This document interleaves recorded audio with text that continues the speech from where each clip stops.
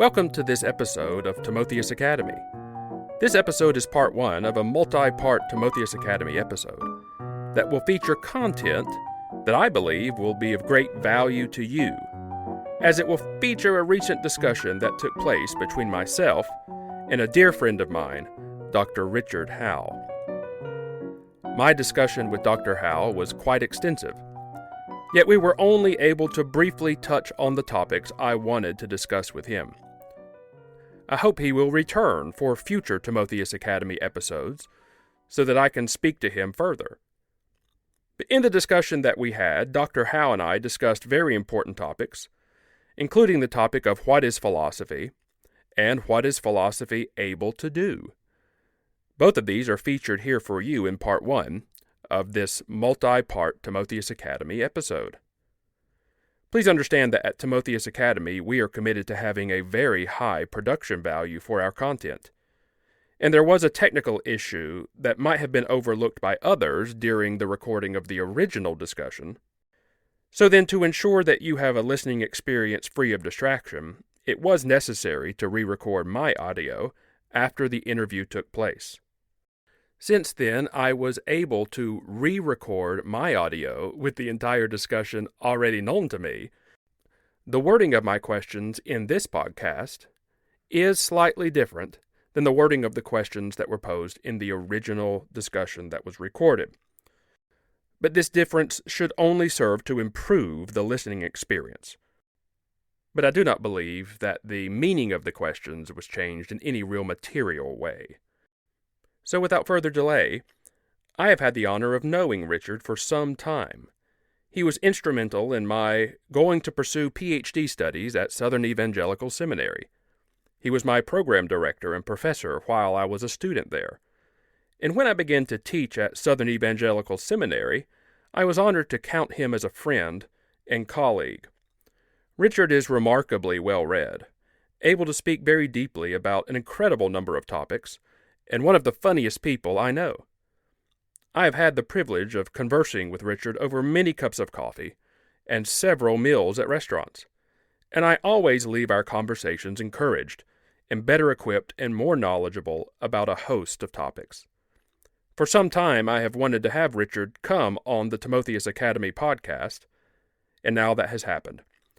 And I believe you will benefit from my discussion with Richard here on this podcast, as I have always benefited from speaking with him. And so as we begin here today, Richard, would you please take a moment and speak to our audience about yourself, giving them a little bit of background so that they can know you better?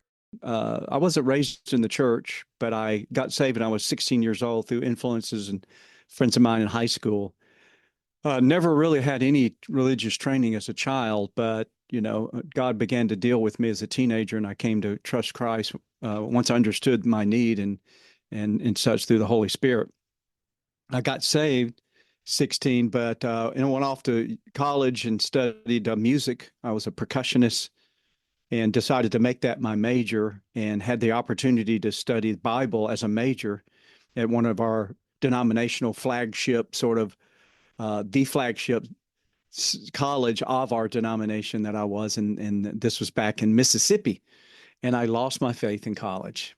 Now, the college campus was a great nurturing environment for the Christian walk, except the religion department. It was fraught with theological liberalism and skepticism, JEPD, higher criticism, Jesus versus Paul studies, these kinds of things.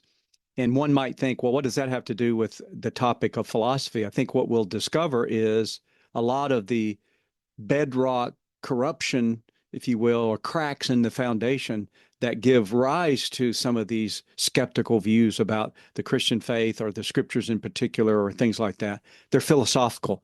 And they're not exclusively that, of course, but they involve philosophical things. So having gotten restored in my walk with the Lord through apologetics, and came under the tutelage of Norm Geisler as a Dallas Seminary student, and he encouraged me to pursue philosophy. At the time, there wasn't a lot of options to study apologetics in seminaries, but he had some good ideas about where I could do academic philosophy, so that's what I did. Ended up going back to my home state of Mississippi and did an MA in philosophy at Ole Miss, and then took a little hiatus there, and then ended up doing a doctorate. Did some postgraduate work at Marquette University, but ended up at University of Arkansas to finish the PhD in philosophy.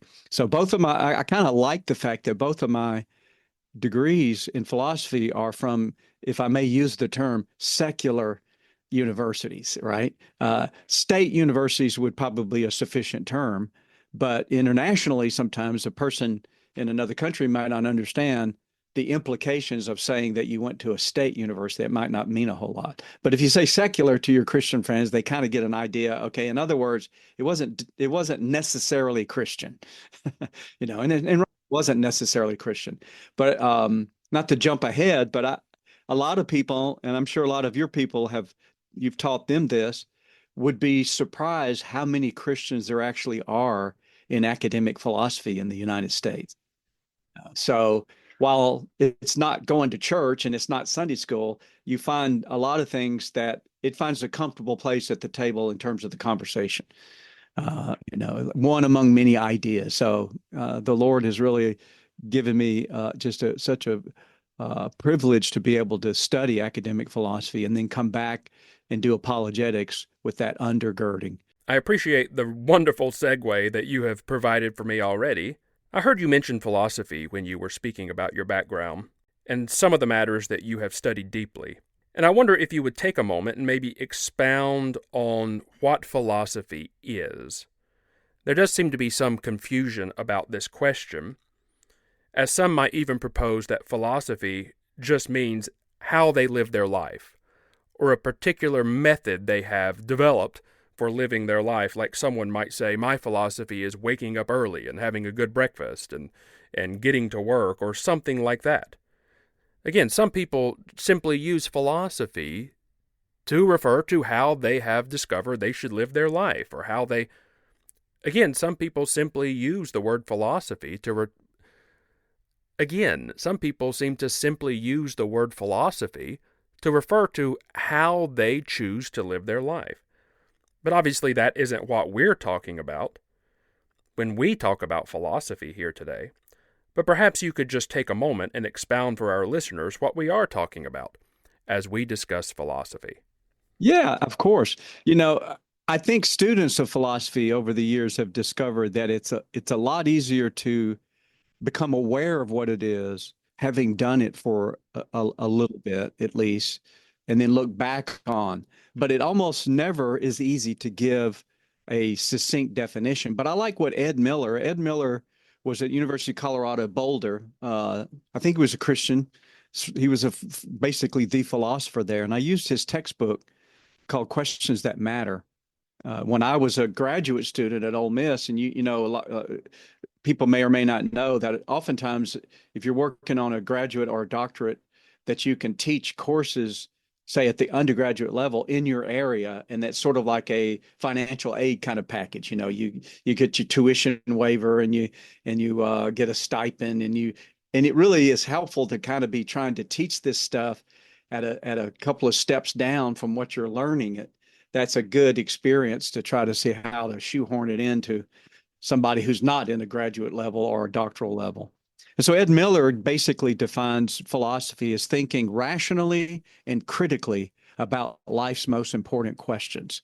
And then he unpacks each of those words. Rationally would be in opposition to, say, an undue emotion, where we know a lot, especially as Americans, we know how much emotions can drive the narrative and the debate, especially in politics. People get passionate about their views, and sometimes emotions can run roughshod over sound principles of reason and logic and evidence and things like that. So philosophy's want to be rational, and of course that's not unique to philosophy. Any academic discipline would want to be rational. You're not going to do medicine and then be contradictory or indifferent to the evidence and the arguments about a particular medical procedure. So, of course, that's not unique. And then critically, and that word's kind of fallen into disrepute with critical theory and critical race theory, these kind of things. And we even in English, don't we use it almost as a bad thing. Well, he's a very critical person, right? Meaning you're always finding what's wrong with everybody, and you're always voicing your opinions about what's wrong with everything around you and stuff. But in this context, critical just means subjecting something to a legitimate critique. That is to say, there are things that we cherish as human beings. We'll get into some of those that sometimes warrant a certain level of critique as to whether our orientations regarding those things is actually on track and actually true or not. And so, being willing to do that it kind of falls under the purview. Now, there's one caveat to all this. I think you and I are in solidarity on this, but most philosophers with whom I'm familiar, I shouldn't say most, many with whom I'm familiar, wouldn't be so sympathetic to our opinions. And that's this, that there had been a tendency, especially rising in the 20th century, to relegate philosophy as just a sort of a housekeeping discipline. It's just a way other disciplines learn how to manage their glossaries and their borders and their categories and their logic and the way they do whatever they're doing, physics or chemistry or history, whatever. But the philosopher himself, according to this view, didn't really have any content to bring to the table. He's just more or less the housekeeper of it, what they call a second order discipline. It just deals with other disciplines. But in the classical tradition that we celebrate at Southern Evangelical Seminary, meaning this tradition arising out of the ancient Greeks, imbibed by the church fathers, guiding theological thinking and development through the history of the Western Christianity, certainly, finding its zenith in the Middle Ages. That tradition says there are actual truths about reality that the philosopher is uniquely equipped to address. And so what I think we'll discover in our conversation is some of those truths spill over into everything else that we think and do as human beings, everything. So that in a sense, the philosopher ends up being at a very critical point of critique, if you will, because so many different things we do and say as humans involves the categories, methods, data points, content, whatever, of philosophy. It seems the notion has arisen that while philosophy may have some air of nobility about it, it can't do anything. Philosophy can't warm up our food. And so then philosophy seems to almost be relegated to an inferior position, while other sciences and disciplines that can do things in people's mind enjoy a more prominent position. Oh, absolutely. Yeah, no, especially with the positivists in the early 20th century, the H.A. Ayers and these thinkers. Yeah, it wasn't it was less a practical thing. And a lot of these distinctions that we are used to today when we have these conversations, academic distinctions even, are fairly modern. In the ancient Greeks, it was just knowledge. You just knew things, right? So you could study. So Aristotle could write about on the parts of animals, and then he could write about physics, and then he could write about metaphysics, and then ethics. And while the certain tools used to assail the questions in each of those disciplines might vary depending on the kind of thing you're talking about, they were all just elements of reality. And that's what a learned man. In fact, the word philosopher was often used in ancient usage as an educated or learned person because they just kind of knew stuff around them. Now it's gotten very narrow, and as recent as the Middle Ages, questions that would concern what we would call the natural sciences, like physics or biology, and questions that we would label as philosophy, those questions were a lot closer connected. But today you go to a college campus in the United States, you can't even see the philosophy department if you're standing in the physics department. They just pretty much don't have anything to do with each other because they don't warm your meal, like you say. They don't do a lot of things that seem to be immediately practical. There also seems to almost be the opposite taking place. Instead of some people relegating philosophy to an inferior position, they almost have anxiety about philosophy, given some assumption that philosophy is not understood, or is dangerous, or is so strong that it can do something that they might not expect or anticipate. And so perhaps because someone doesn't understand what philosophy is, they come to the conclusion that there's something dangerous to philosophy and unwise about using it at all. Well, I did find a lot of interesting reactions when I began a graduate degree in philosophy. I didn't do undergraduate degree in philosophy. I had some philosophy courses, but I only got into the graduate program on a probationary status to kind of had to prove that I could do it, at least sufficiently to their satisfaction. And rightly or wrongly, they decided I did have what it needed. But it was interesting reactions that you get from people when you tell them at that time working on a philosophy degree, because some people, they didn't know what that was. They weren't sure that that wasn't the same thing as psychology, because they both started with a P that isn't pronounced. you know, uh, uh, and so some people were just kind of not sure. My Christian friends then began to get a little suspicious because they thought, no, I'm not, yeah, like you're saying, sort of kind of like can lead you astray. And some were just flat out hostile. I mean, you see people like John MacArthur and his article that he wrote in the 70s and then revisited in 2019 and actually has a lecture from the 70s on it, supposedly exegeting Colossians 2:8. Oh no, philosophy is philosophy or Christ. That was the name of one of his articles. And such. So you run this spectrum of peoples. They don't know what it is, or they're kind of weary of it. Not weary, but wary of it. Certainly that, and there's a mix, but outright suspicion. So that now there's a contingent of contemporary evangelicals who really eschew rigorous dealing in philosophical issues, or even worse, what they eschew is bringing philosophy to the table to try to use philosophy to inform us.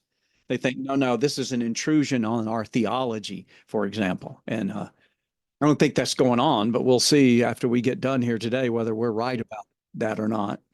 And so, returning to that question about what philosophy can do, we understand that this is really the wrong question in many senses, as the question of utility and practicality isn't really getting at the importance of something.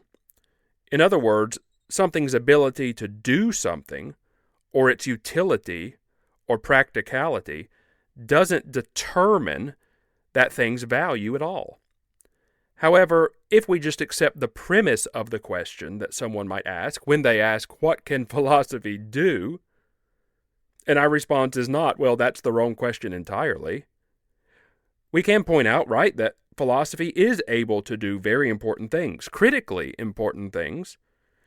And there may be some sense that philosophy is only able to do some of these things. And in some sense, philosophy may only be able to do some of these things. Could you please expound on this matter for our listeners? Yes, yes. And to your point about, when people are kind of locked in this, what utility does it have? What practicality does it have? If someone doesn't know what a car engine is, they know what a car is, and they drive their car to work and to the grocery store or whatever. But if they don't know what a car is, and you just pulled out a push rod or a rocker arm and just said, "What good is this?" They'd probably go, "I don't know. I mean, it just looks like a piece of metal that I can't imagine what it could do. Maybe a good paperweight or something," because they don't see how it fits into a bigger context, which ultimately is eminently practical, right? So I think there's a sense in which philosophy do that. So, for example, probably the most critical one that we could put our finger on is the whole issue of what is truth.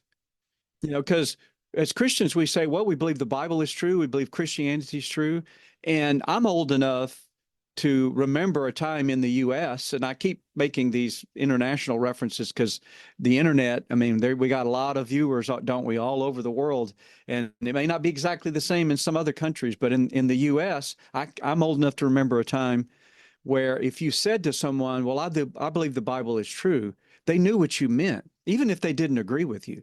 They would say, well, I don't believe it is true. I don't believe, I don't. They would know what everybody meant by the categories. Today, you can't bank on the fact that someone's even going to know what you mean. So when you say to some people, I believe the Bible is true, that will sound to them like, I think asparagus tastes good. And they're happy for you if you like asparagus. They might like another vegetable more. They might not like asparagus, but they would never feel compelled to disabuse you of your affection for your asparagus, right? That's true for you and not for me, kind of stuff. And you go, okay, well, lots of things are true for one and not for another in terms of does asparagus taste good? That's true for me. Does Brussels sprouts, do they taste good? That's not true for me, right? So philosophy then has, if you just go, okay, so what are we saying about something when we say that it's true? Well, whatever that is, that's a philosophical conversation from that point forward. When I say, well, the question of what is truth is a philosophical question, it doesn't make sense for someone to protest. Like a Richard Dawkins, for example, might be one who would protest and try to say, no, in fact, he does do this with the question of God's existence. Whether God exists or not is strictly a scientific question. And I just go, but that's like saying hunting for seashells on the seashore is strictly a metal detector question. That's what he's doing. He's got a metal detector on the beach looking for seashells and doesn't realize his equipment is ill conceived to detect calcium carbonate. It only detects metal.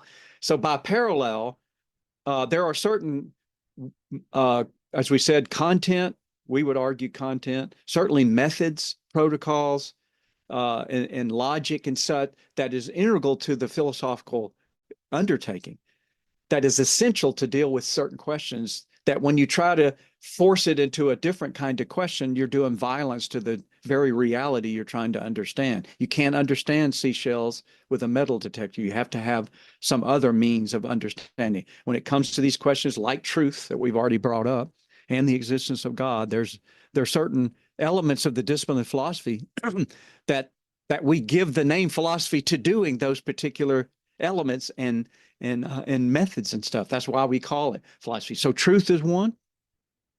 Another one that is, I think, at the heart of really the task that we have before us as Christians for the Great Commission, spreading the gospel, is the distinctions, if there are any, and I think there are, between faith and reason. You know, it's interesting. Robert Riley wrote a book called The Closing of the Muslim Mind, taking a cue from Alan Bloom's book back in the 80s, I think, The Closing of the American Mind. What Riley discovered in his research was, with respect to Sunni Islam, about 80%. He did this research into how contrast Christianity versus Islam grappled with the question of what is the relationship of faith and reason. And by and large, medieval Christianity came to a view that, and reason, by the way, would involve what we're talking about, philosophy. I mean, it'll involve other things too, but it'll include that. And Christianity more or less settled with this relationship that's mutually beneficial between the truths that we know that are theological, that we know from revealed truth from the scriptures as a Christian, and then the truths we can know by reason. And then Christians more or less settle for a healthy relationship. And without the details, I think you can show that really opened Christian Europe, especially, to new ideas in diplomatic relations versus, it used to be to grow as a country, you conquer your neighbor and you take their stuff. That's how you develop your nation. But Christian Europe began to have barriers along language or even geography, like mountain ranges, and then have peaceful coexistence through diplomatic relations and try to come and things like that. They were open to that. They were open to new ideas in economics, moving from feudal to a more marketplace and private property rights. They were open to new ideas in the natural sciences, moving from the old Ptolemaic geocentrism, where the Earth is the center of the solar system and all the heavenly bodies revolve around it, to the sun is the center of the solar system and our elements of the solar system revolve around it. We're open to that. I mean, sometimes these things were hard to swallow, and it might have taken centuries to eventually make the transition. But the point is, Christians were open to the viability of reason as a way of understanding God's creation. In contrast, what Riley argues is that Sunni Islam was the opposite, and they subjugated reason to the word of Allah, and you don't ask questions, and you just, if Allah says that 2 + 2 is 5, then it's 5, and you don't challenge that. And he argues it arrested medieval Islam in their cultural development, because there was a time where they were on the vanguard of cultural development across Europe, but they got arrested. So today you still have Muslim nations who think their relationship with other nations should fall along the contours of conquer those nations, install Sharia law, and bring everybody into subjection to the word of Allah and the Quran, right?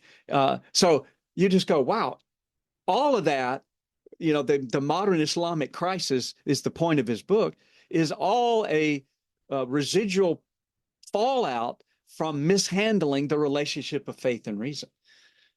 You just go, whoa, okay, now you talk about, can that warm your plate? This keeps your plate from maybe getting stolen or blown up in a terrorist attack in principle, because you're able to deal with these kind of issues. They're long-term in that case, because it wasn't like everybody just started, they're long-term. It wasn't like the Christians just immediately adapted everything that we celebrate now in developed nations, but nevertheless, it's there. So you got truth, you got faith and reason. And you can stop me when you want. I mean, I got a whole list of them here. We can talk about as many as you want. We've mentioned Richard Dawkins already. Dawkins is of the mindset, as many of these scientists are, at least in my experience, many of them are, that science and the methods of science are the only tool we need to understand reality. What people disparagingly refer to as a scientism. Now, they don't use that term for themselves, but we disparagingly refer to it, because it's the idea that if Peter Atkins, by the way, is another example. If any of your viewers have seen the debate that he did with William Lane Craig back in the late 90s, Peter Atkins at the time had written what is the most widely used textbook in chemistry in Anglo-American universities. So he's no small scientist. And he makes that statement that anything, can be interpreted along the contours or the lines of the natural sciences, everything.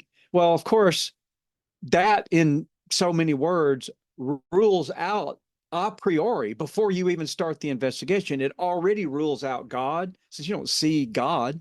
He's not something you can stick a litmus paper in and see if it turns pink or blue, right? You can't do that with God. You can't do that with morality. You can't do that with logic even. In fact, there's a Kodak moment, as people from my generation would say. So Kodak was this famous camera company, and a Kodak moment was something, boy, you want to catch it on a picture. There was a Kodak moment in the debate when Atkins actually asked Bill Craig, well, what do you think, science can't do? Like, tell me what you think it can't do. Oops, man, he just opened himself up, and Craig just went down this bullet list in like 90 seconds. And science can't do this. And one of them was, science can't even justify itself. It can't, because it can't justify logic and reason, because it needs logic and reason to even be science in the first place. So I'm laughing because this idea that science is all you need to understand truths about reality is demonstrably self-refuting. Because that statement itself is a philosophical statement. It's not a scientific statement. And then you think about things about, we mentioned the existence of God, and if there is a God or not, that's a philosophical question. What are God's attributes? That's philosophical. And by the way, just to remind your viewers, by saying something is philosophical, I don't mean it's exclusively philosophical, that it's only that. I'm just saying, because we're trying to counter almost a century of people that kept saying we don't have anything to say about anything. We're trying to muscle our way back to the table and go, no, we've got some things to say. We're not trying to say we're the only member of the conversation. Like God, because obviously the scriptures tell us things about God we couldn't know by reason.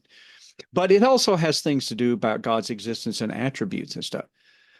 Then you got issues of morality and such. When you in the Declaration of Independence, our birth certificate as Americans, and it's not a legal document, but it kind of is an insight into the milieu under which the Constitution was forged.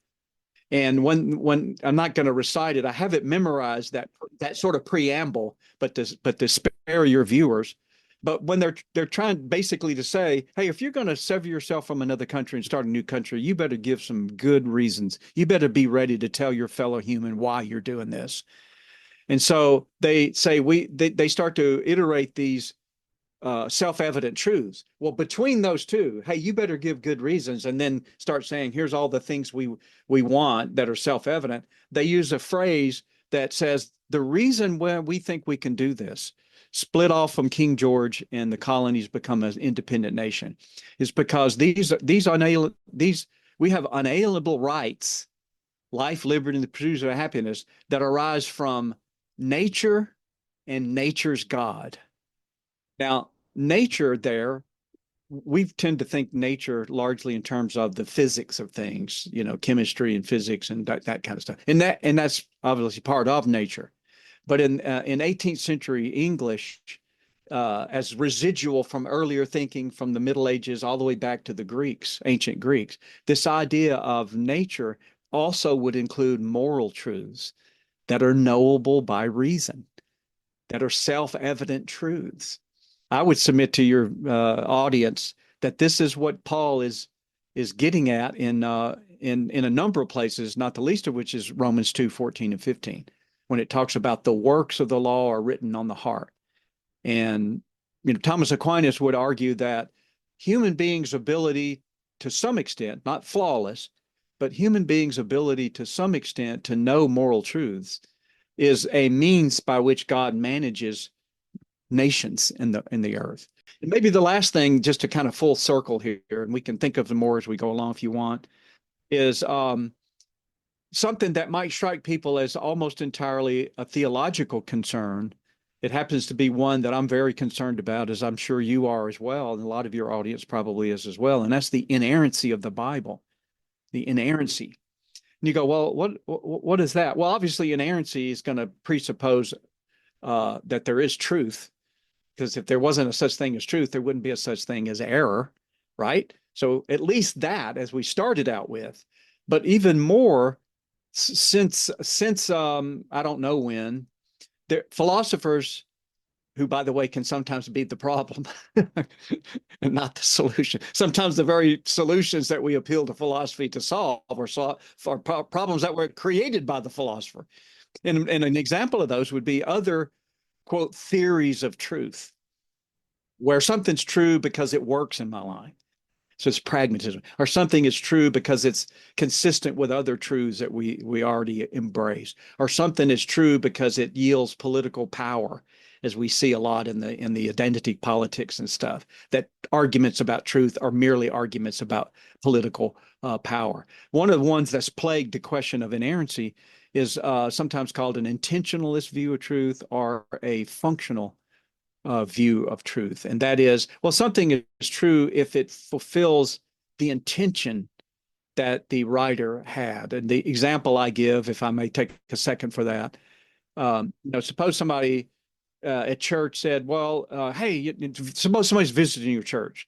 And so you're, hey, good to have you and stuff. And afterwards say, hey, a bunch of us are going out to so-and-so restaurant. You'd love for you to, join us. Okay, how do I get there?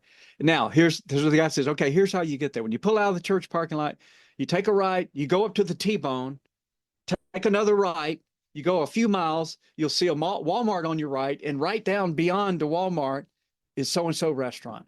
Okay, guy gets in his car, takes a right out of the church, goes down to the T-bone, takes a right, starts going down a couple of miles. Well, actually, the Walmart's on his left. It's not on the right. It's on the left, but he sees so-and-so restaurant. So he still made it to the restaurant. So the guy probably wouldn't go, okay, well, I'm not even going. That's probably not the restaurant.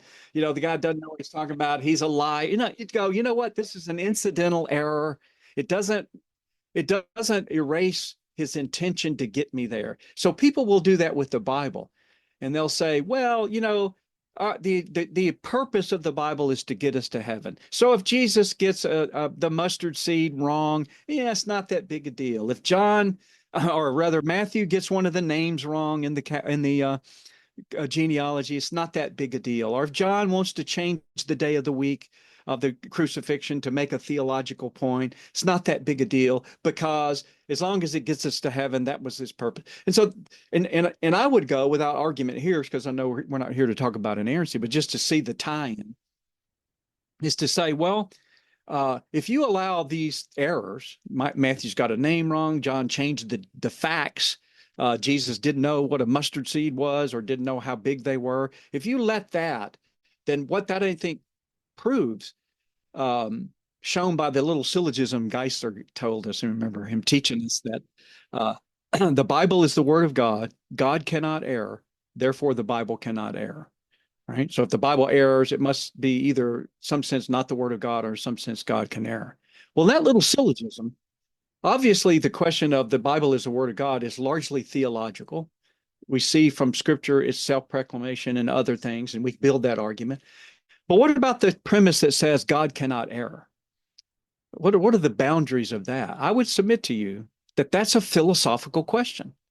Whether God can error or allow error or whatever, however you're going to work that in, that's going to impact your doctrine of inspiration, because that your doctrine of inspiration is going to be inextricably bound up in your theology proper, the nature of God and God's attributes, which are philosophical to some extent. At any rate, that's just a handful that we could probably come up with more. So this concludes part one of a multi-part Timotheus Academy episode, featuring a recent discussion that took place between myself and a dear friend of mine, Dr. Richard Howe. As you've heard in our discussion, Dr. Howe and I discussed very important matters, including the topics of what is philosophy and what philosophy is able to do. These topics were featured in this part one of this multi-part Timotheus Academy episode. Be sure to be on the lookout for part two of this multi-part Timotheus Academy episode. Please also subscribe to this podcast and check out other Timotheus Academy content as well by going to timotheusacademy.com. As always, I look forward to seeing you again here soon at Timotheus Academy.